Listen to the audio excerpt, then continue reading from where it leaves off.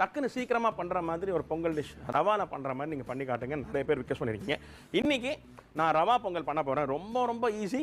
அரை கப் பாசிப்பருப்பை நல்லா வாசனை வர்ற அளவுக்கு வறுத்து எடுத்துக்கோங்க. கலர் மாற வேண்டாம். இதை நல்லா கழுவி எடுத்துட்டு 2 கப் தண்ணி ஊற்றி கொஞ்சமாக மஞ்சள் தூள் சேர்த்து மீடியம் ஃப்ளேமில் 4 விசில் வச்சு எடுத்திங்கன்னா பருப்பு பார்த்தீங்கன்னா இந்த அளவுக்கு நல்லா குழைய வெந்திருக்கும். இந்த அளவு வேக வச்சு எடுத்ததுக்கு அப்புறமா பொங்கல் செய்ய ஆரம்பிக்கலாம். 2 டேபிள் ஸ்பூன் நெய் சேர்த்துருக்கிறேன். இதில் அரை டீஸ்பூன் சீரகம், அரை டீஸ்பூன் மிளகு, சின்ன சின்னதாக கட் பண்ண இஞ்சி சேர்த்து நல்லா பொரிய வச்சு எடுத்துக்கோங்க. இதில் கொஞ்சமாக முந்திரி பருப்பு போட்டு வறுத்து எடுத்ததுக்கப்புறம் பெருங்காயம், கருவேப்பிலை, பச்சை மிளகா போட்டு நல்லா வதக்கி எடுத்துக்கோங்க.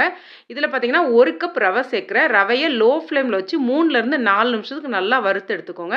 இந்த அளவு வறுத்து எடுத்ததுக்கப்புறமா தேவையான அளவு உப்பு, கொஞ்சமாக மஞ்சள் தூள் சேர்த்துக்கோங்க. மஞ்சள் தூள் ஆப்ஷனல் தான், உங்களுக்கு விருப்பம்னா சேர்த்துக்கோங்க.